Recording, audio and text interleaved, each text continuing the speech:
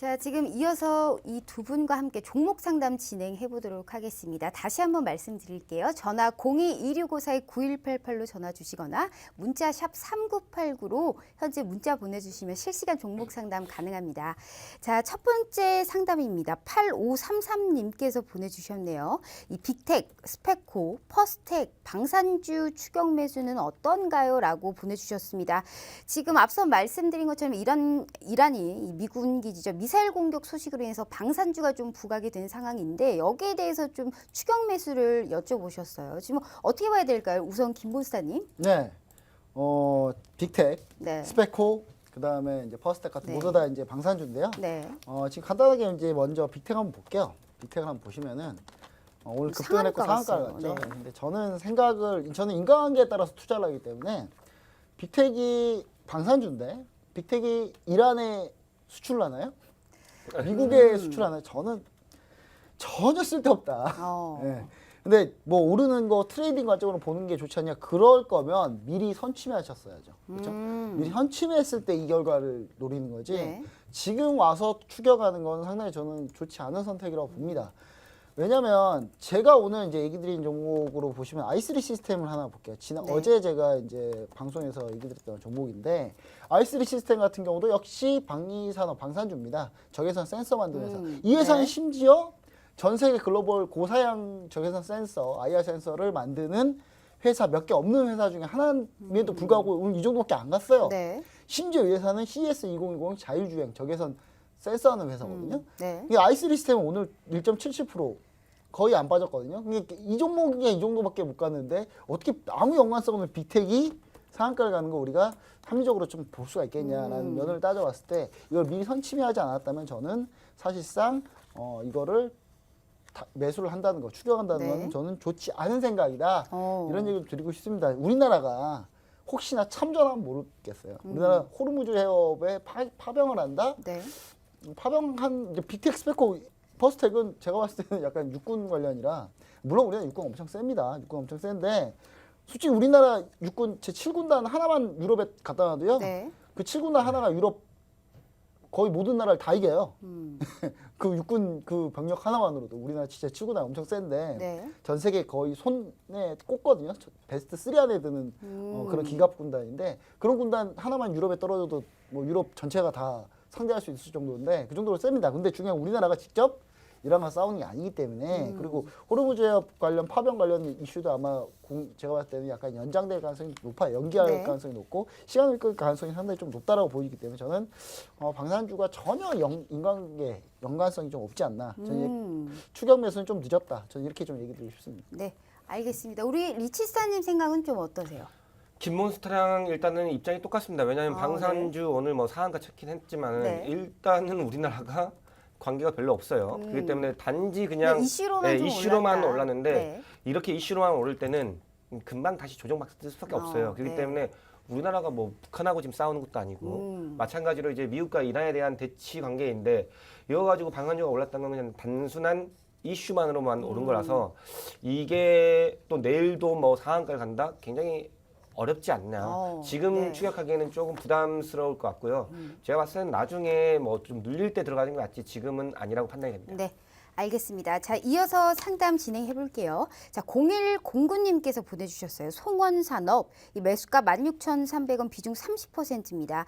이 저평가라는데 왜 급락할까요? 라고 주셨네요. 네, 맞습니다. 오늘 이 밑꼬리를 좀 길게 달고 장대 음봉으로 끝났네요. 7% 넘게 하락을 했는데 왜 급락을 했을까요? 김보수사님. 성원산업 같은 경우가 네. 화학 관련 화학주인데요. 화학주인데 이제 제가 봤을 때는 마진 자체가 축소되고 있기 때문에 그런 부분들 때문에 현재 밀리는 거 맞습니다. 근데 솔직히 성원산업은 좀 많이 밀렸어요.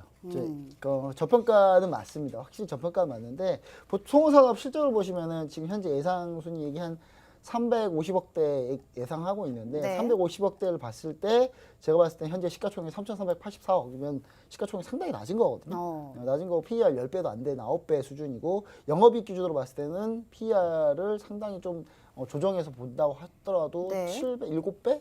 이 정도 수준이기 때문에 상당히 제가 봤을 때 저평가는 맞지만 저평가지만 앞으로 그러니까 마진 자체가 상당히 좋지 않다라는 네. 그런 부분들이 좀 우리가 좀 생각을 해보면 성원산업 같은 경우는 단기적으로 제가 봤을 때 중요한 자리를 이탈했을 때 손절을 좀 하셨어야 된다. 네. 저 이런 얘기를 좀 드리고 싶고 매수가가 16,300원이면은 중요한 자리가 15,000원 지지라인이 있었어요. 근데 네. 이 라인 깨졌을 때 던지는 게 사실 맞았거든요. 근데 제가 그때 이제 와서 그런 얘기 하면 내가 어떻게 대응하냐 이럴 수 있으니 저는 제가 봤을 때는 이 송원산업 같은 경우는 추가로 좀 보시되 이렇게 보시면 좋을 것 같아요.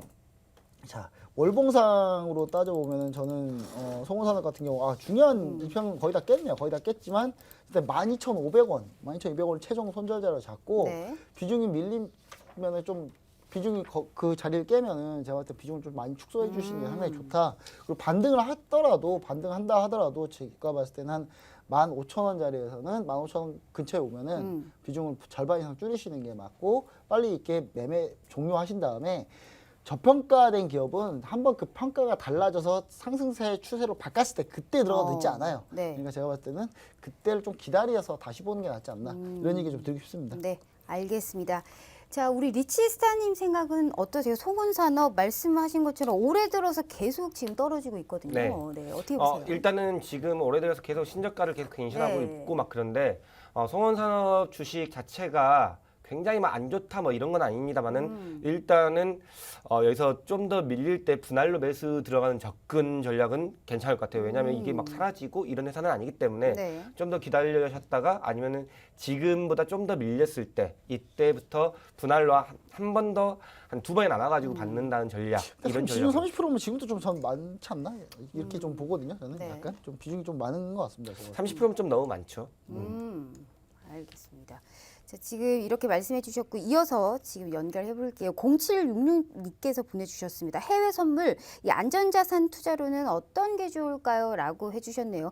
아무래도 이제 오늘 같은 이슈 때문에 조금 무서우신가 봐요. 안전자산에 대해서 어떤지 지금 여쭤봐 주셨는데 자, 김 목사님은 어떤 걸 좀 추천해 주실 수 있으실까요? 안전자산은 사실 지금은 좀 늦었고요. 지금 늦었고 저 때는 혹시나 내일을 기대해 볼 수 있습니다. 내일 네. 미국 트럼프 대통령이 내일 이제 기자회견을 할 텐데 네. 어떤 발언을 하느냐. 근데 만약에 미국이 진짜로 80명이 죽었다면 죽었으면 아마 기자회견을 안 했을 겁니다. 네. 바로 그냥 공격했을 거예요. 바로 그냥 단 한 명만 죽었어도 만약에 미국 트럼프 대통령이 아마 그러니까요. 이란을 네. 아마 공격을 했을 텐데 뭐 제가 그때 기자회견을 했을 때 이제 과연 어떤 강도로 나오느냐가 좀 중요하긴 한데요.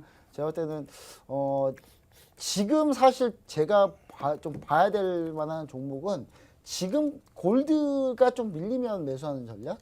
그 정도 전략을 보시면 좋을 것 같아요. 만약에 그러니까 우리가 시나리오를 하나 그려봐야 되는데 이게 좀 잘 마무리가 돼요.